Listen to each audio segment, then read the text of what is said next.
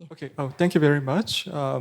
My name is Jaehyun Lee, and I'm teaching Korean literature and the digital humanities at Ulsan National Institute of Science and Technology in Korea.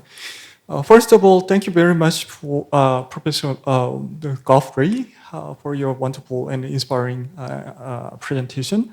Your project, which is developed with the colleagues to digitally commemorate and preserve and interpret the histories of socially marginalized communities, including Black communities and women, offers a very compelling model of how we might practice public digital humanities. And then this is a deeply moving example of how scholarly work can extend it into social activism.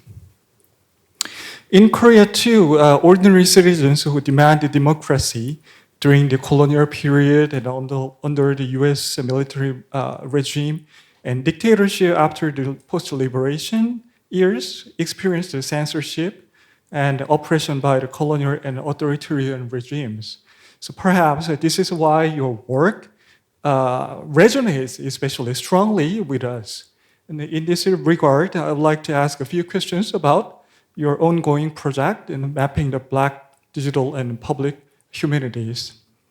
First of all, could you elaborate on the major development and transformation from your initial project, celebrating SIMS, to current one? And then I visited the Celebrating SIMS website and I found it really interesting, fascinating, particularly how it began with the technological support from the University of Chicago, a major university in the US institution, but grew into a project rooted in the local collaboration.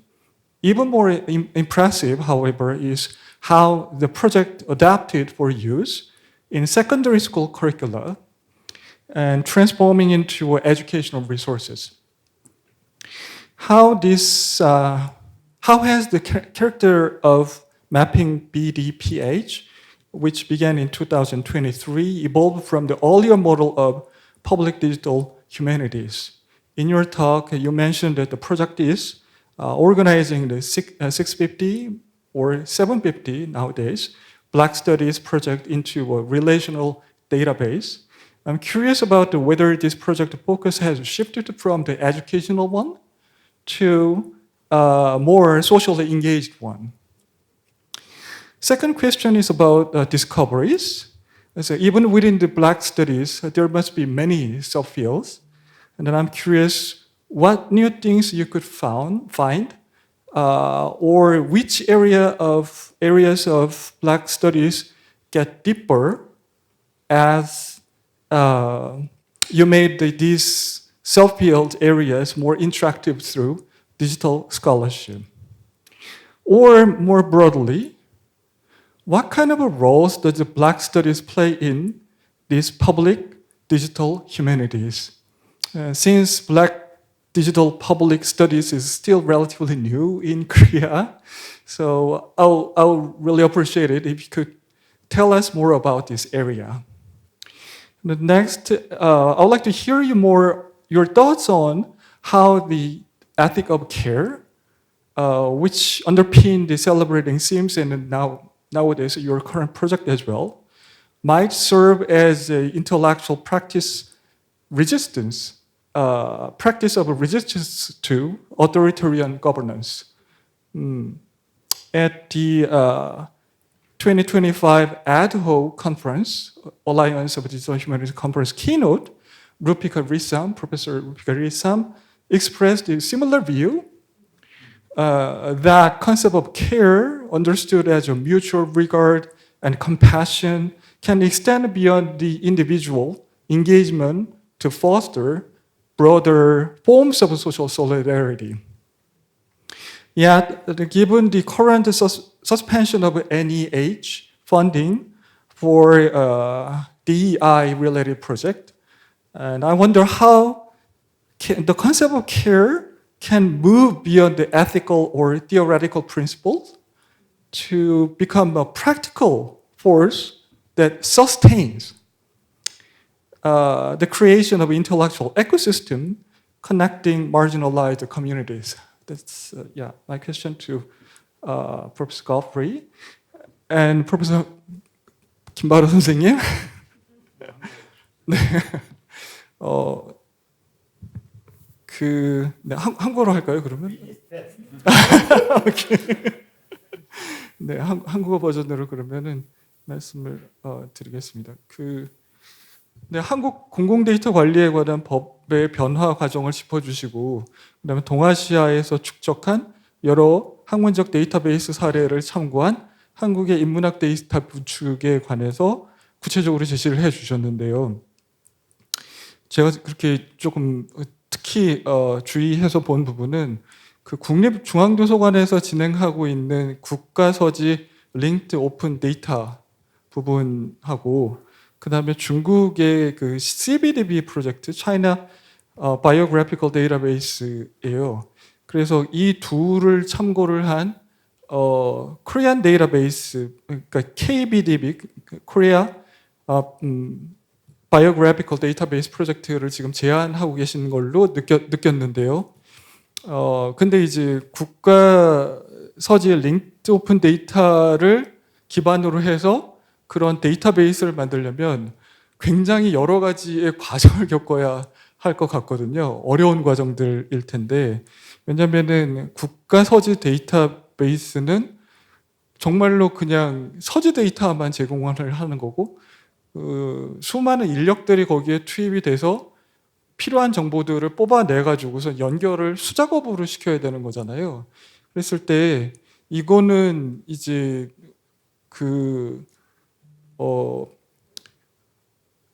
국립중앙도서관에서 기계 가독형 데이터를 제공을 할 수 있는지도 좀 의문인 것이고, 해서 아날로그 데이터를 디지털로 만들고 거기서 또 다시 필요한 데이터를 뽑아내는 작업까지 연결되는 과정을 필요로 하기 때문에 굉장히 어려운 좀 작업이 되지 않을까 싶기도 한데요.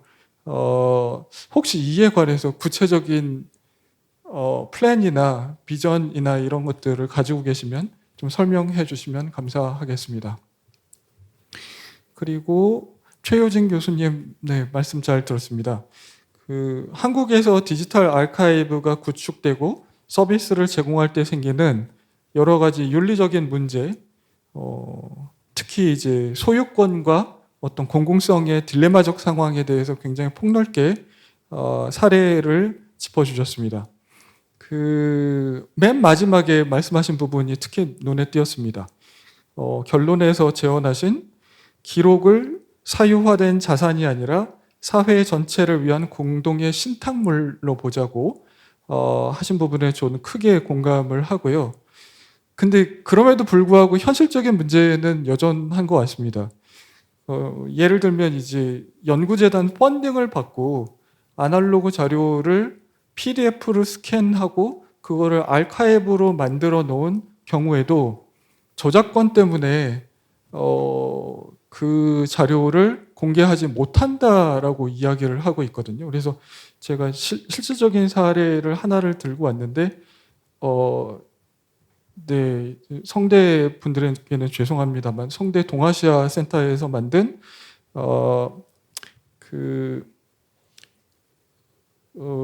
한일 발행 그러니까 근대 신문 데이터베이스이거든요.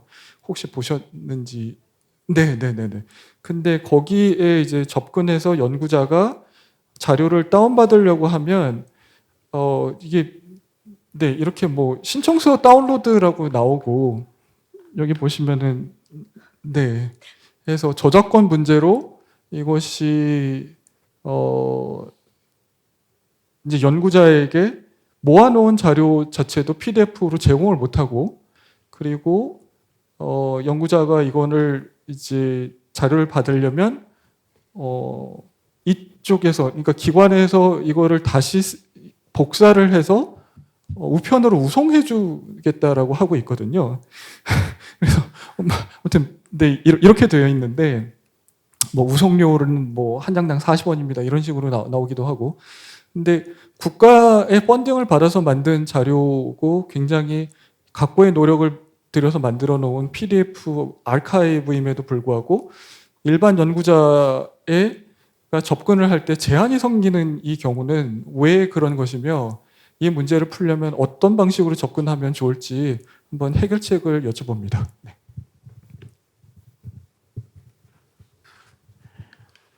네, 전남대 유인태 선생님 대신해서 네, 피치 못하게 제가 다시 토론문을 같이 읽겠습니다. 첫 번째는 Professor Godfrey, thank you for your presentation. There were three key questions. The first one is this is a question regarding the database inclusion criteria. You mentioned that it is important to embrace non-digital and community-centered project in the DB construction process. In this connection, as a method of finding offline project with little to no digital footprint, you introduced the example of searching and collecting old conference program or grant announcement together with graduate student. I would like to ask about the specific detail of what criteria or key elements are considered in defining the scope and classification of Black Public Digital Humanity Project in this process. And second question is regarding the effectiveness of the database. According to the presentation, one of the ultimate goals of the mapping BDPH is influence scholars, funder, community activists, and policymaker through data visualization that reveals trend, gaps, and opportunities. Among these, you have present equitable resource distribution based on the data as a major direction. Although the server has not been open for very long yet, I'm curious whether there are been actual cases where the outcomes of this project have been referenced or have had an influence on social decision making, such as a funding decision or policy formulation. Last question is the users about the users of database. You mentioned that after the launch of this project outcome, the website user have been activated to over 3,000 people. In that case, who are the main user group utilizing mapping BDPH? Among various groups such as educator, student, community activist, and the general public, which group is the most actively accessing and utilizing it? And I'm very curious whether the user distribution matches the main target audience you initially expected or anticipate. 그리고 이분 네네. 그 두 번째는 이제 김바로 선생님 토론문에 대해서 또 세 가지 질문을 남겼는데요. 제가 첫 번째 질문은 김바로 선생님 논문에서 시멘틱 데이터의 생성이 중요해지고 있는데 그 정교한 데이터 구축 자체를 학문적 성과로 인준하기 위해서 구체적인 방안이 있을지, 그래서 이런 것들이 그 데이터 구축 성과를 학문적 실적으로 반영하는 기준에 대해 평소에 가지고 있는 견해 이미 좀 어느 정도 발표를 하실 때 이야기했던 것이긴 합니다만, 그리고 두 번째는 단발적인 지원 체계가 인문 데이터 구축의 영속성을 확보하기 어려워 보입니다. 그래서 펀딩 규모도 크지 않고요. 그렇다면 인문학자들이 자발적으로 데이터 구축에 참여하고 품질을 유지할 동기를 부여하기 위해서 어떤 인센티브, 지속 가능한 어떤 인센티브나 크레딧을 설계해야 된다고 보시는지 궁금하고요. 마지막 질문은 일제 감시 대상 인물 카드 로우 데이터 관련한 사례를 보여주셨습니다. 그래서 이걸 가지고 향후 광범위하게 축적 공유될 인문 데이터의 저작권 표준 모델에 대해서 어떤 생각을 가지고 계신지 궁금하다고 합니다. 네, 마지막 최유진 교수님 빠르게 하겠습니다. 네, 최유진 교수님 발표에서 이제 디지털 시청각 아카이브의 궁극적인 목적에 관련해서 제안해 주셨는데요. 이 발표문을 읽으면서 저는 이용자의 접근성 측면에서 영상과 같은 비정형 데이터가 어떤 방식으로 관리되고 제공되어야 이용자들에게 실질적으로 활용될 수 있을지에 대해 고민했고, 장기적으로는 단순히 메타데이터나 키워드를 제공하는 수준을 넘어서 영상이 담고 있는 다층적인 정보, 그러니까 이른바 이거 멀티모달이라고도 할 수도 있겠죠. 그런 것들을 있어야 될 것 같은데, 구체적인 사례가 있는지 혹은 그런 비슷한 정황들이 있는지 궁금하다고 했고요. 두 번째 질문은 발표자께서 슬라이드 15면에 한국 지역 방송사 사례를 들면서 뉴스 제작용 테이프가 디지털화되었으나 대부분의 자료는 사실 디지털화되어 있지 않다고 하는데, 이게 이런 어떤 편중 현상이 왜 이런 이유가 있었는지, 공익적인 의도 때문에 그런 건지 궁금하다고 했습니다. 마지막 질문입니다. 사적인 소유권에서 공동관리 책임으로 저작권의 패러다임을 전환시킬 때 발생하는 그런 현실적인 문제들에 대해서 이야기해 주셨으면 좋겠고, 그런 공공적인 시스템으로서 국내에서 잘 자리 잡은 아카이브 사례가 있는지 알려주십시오. 네, 이상입니다. So before we listen to presenters' response, the audience wants to have time to ask some questions. Please have some time. Yeah. So would you please do me first, do you first, and then get some questions from the floor. Yeah. Is this on? Okay, there's a lot of questions. So I'll start with the first about the move from celebrating Sims to mapping BDPH. What we were really thinking about in making that move was the ways in which, when we think about the digital humanities and best practices in the digital humanities, we're often thinking about really well-funded projects associated with major, R1 universities in the US, we call them, and those projects that have these huge footprints, that have all this funding, get to tell everyone else sort of what the field is and how it should operate. But in reality, there are, hundreds and thousands of very small projects that don't have access to those resources, and partly because maybe they're really locally, like Celebrating Sims was, they have a very local audience in some ways, and so the big funders are not going to have an interest in those kinds of projects, and so these projects have to develop other strategies to survive. They have to develop other ways of doing the work. And that was what we really wanted to showcase, because we were seeing so much creativity in the field that really didn't have any visibility and wasn't getting kind of advertised. And so that's where Mapping BDPH came out of, was to think about, can we actually document what's happening in the field and move beyond, only highlighting these big R1 associated projects that are getting major funding, and actually kind of put on the map all of these smaller projects that are doing different strategies. So I would say that we're in the kind of, Celebrating Sims really moved through stages. The first stage was just gathering all the material because it hadn't been preserved, creating the exhibit. It was the next stage was, okay, well, let's start actually taking all this material and attaching metadata to it so that it can be a searchable database for researchers. And then we thought, students might really want this, so let's partner with the schools, figure out lesson plans and curricula. And so I think that's what we're trying to do with Mapping BDPH is, okay, we've created the database, we've gathered the material, now we need to start both doing some analysis ourselves so that we can show people what people are doing and where the money's going and what other strategies people are coming out with, but also make the database available to other researchers and scholars and funders that might be interested in that material. I haven't yet seen the direct impact on funding agencies of the project, although I will say that I know that lots of fellow scholars, especially at historically Black colleges and universities, have used the project to help get tenure. So if their project, for example, is listed in our database, then that can become a kind of, a rubber stamp or something that they can use to help promote their own work. So I've seen its effect in that way.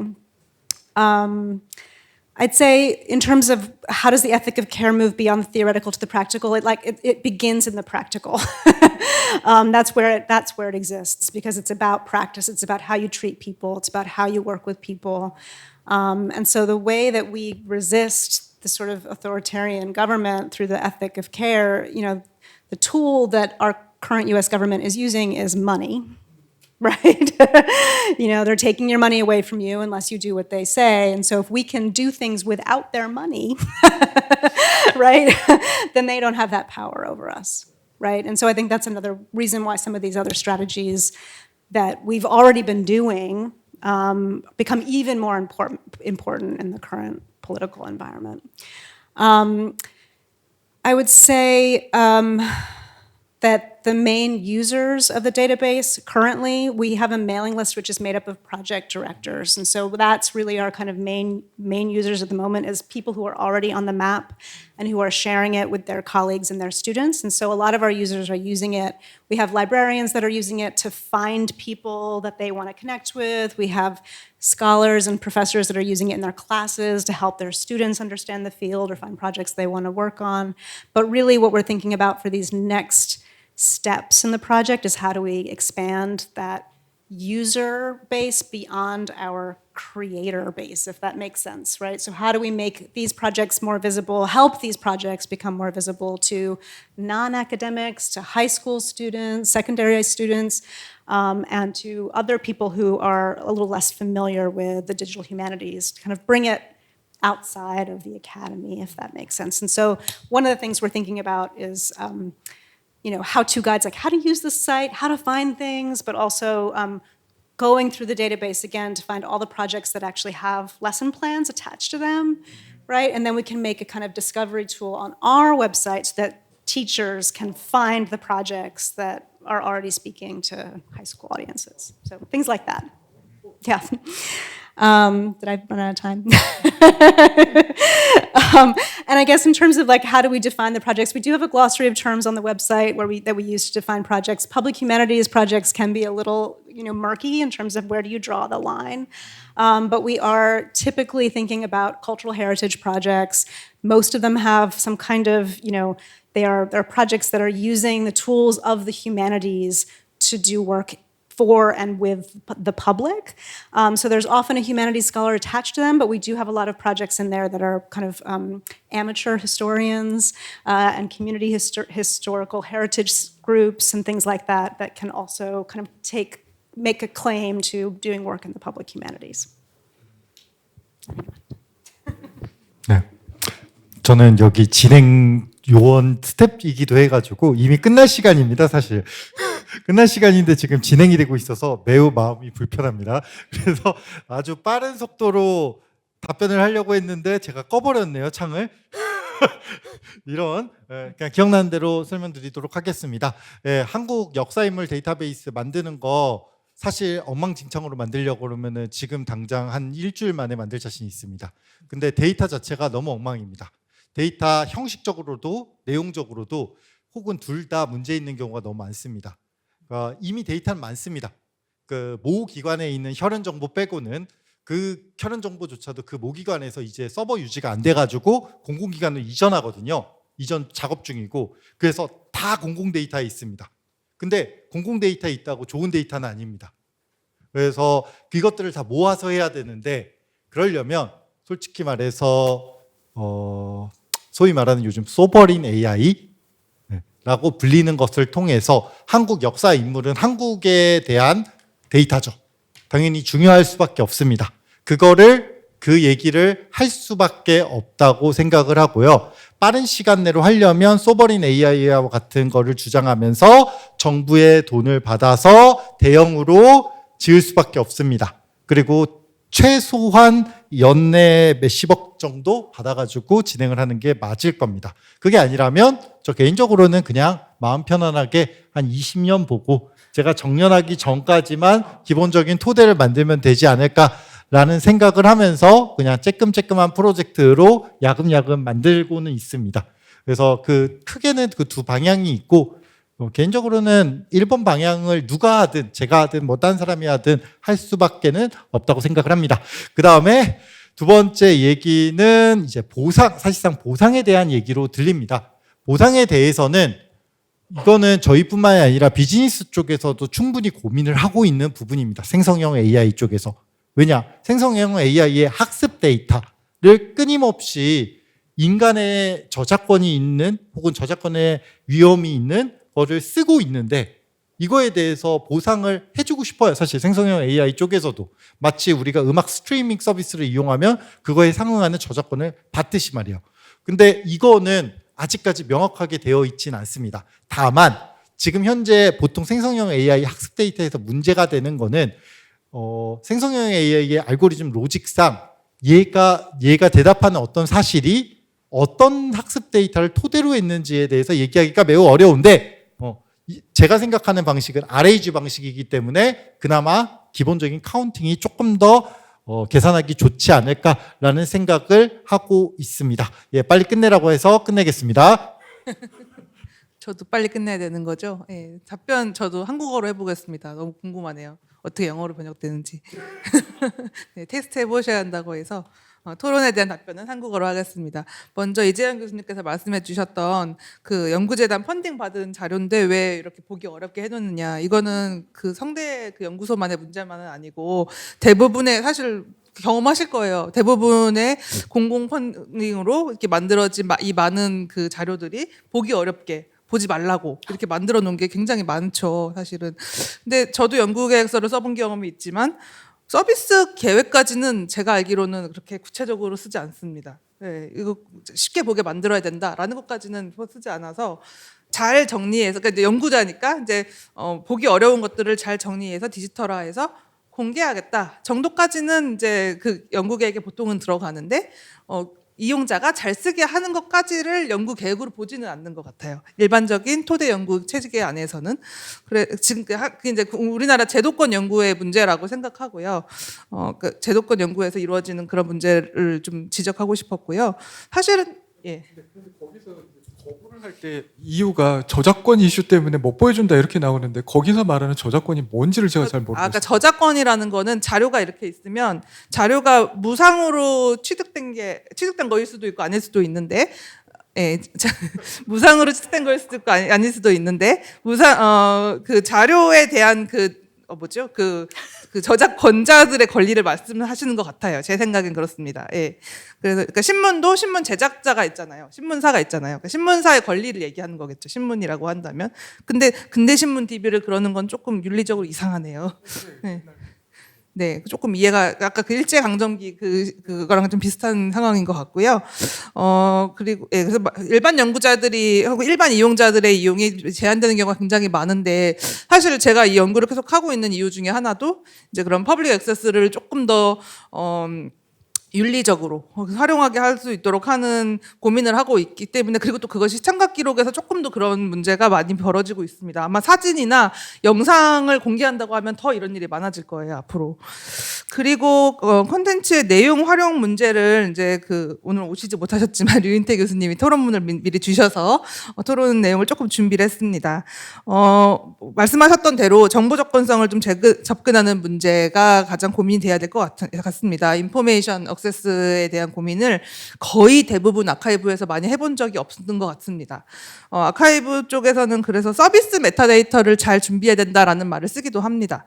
우리가 보통 아키비스트들이 관리자들이 쓰는 그 메타데이터가 있고 그 중에서 다 쳐내고 이용자들이 필요한 서비스 메타데이터가 따로 있는데 서비스 메타데이터를 따로 준비하는 데가 많지 않아요. 예, 1분 남았다고 하네요. 그래서 서비스 메타데이터를 말씀하셨던 대로 AI 도움을 받아서 사물, 인물, 장소, 지역 이런 식으로 좀 세그먼트해서 공개를 하면 조금 더 좋겠다라는 생각을 하고, 그리고 방송사 내부적으로는 이런 서비스가 이루어지고 있는 것으로 알고 있습니다. 내부 이용자들은 이미 그 서비스를 잘 쓰고 잘 검색해서 제작에 활용하고 있습니다. 네, 여기서 좀 죄송. 예, 그 플로어에서 질문들을 좀 하시고 싶어 하시는 분들이 계셔서 네. 예.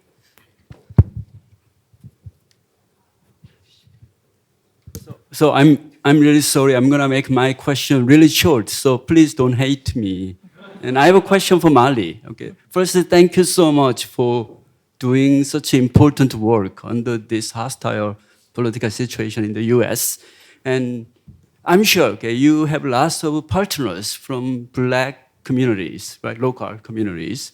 But judging from your presentation, it looks like actual project members until recently were all white.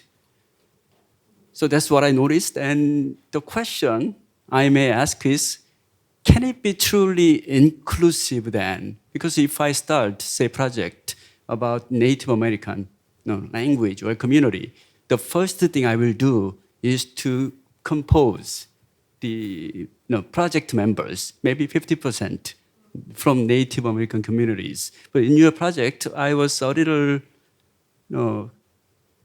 how can I say that? A little confused. So what do you think? Thank you. It's a really great question. I mean, and so I've been trained in African American literature and African American cultural studies for a lot of years now. And I'm not a Black person, obviously, but I was trained by a white archivist who was a member of the civil rights movement and taught me to believe that I could still play a role in this work.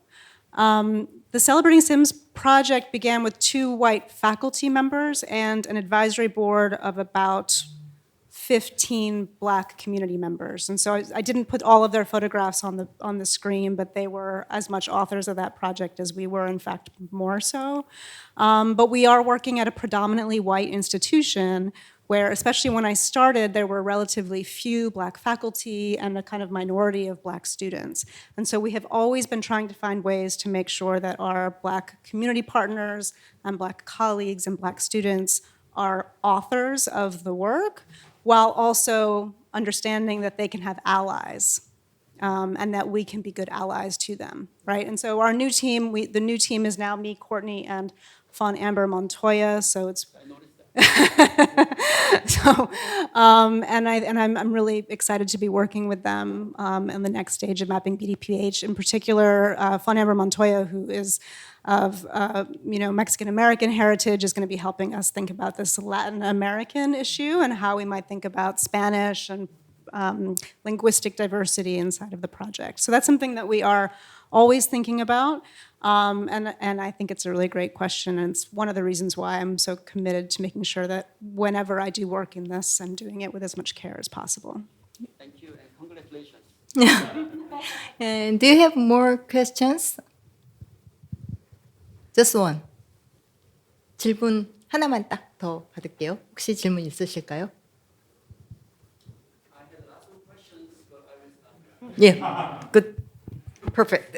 So, thank you for the presenters and discussants for this rich and stimulating discussion. And sorry for make you rush. So we'll now take a short break. Please return by 4 o'clock for next session. And the next session is for the rethinking theory and methods for the future of the humanities, moderated by Professor Yong-Soo Kim. Yeah, so now you can rest. Thank you.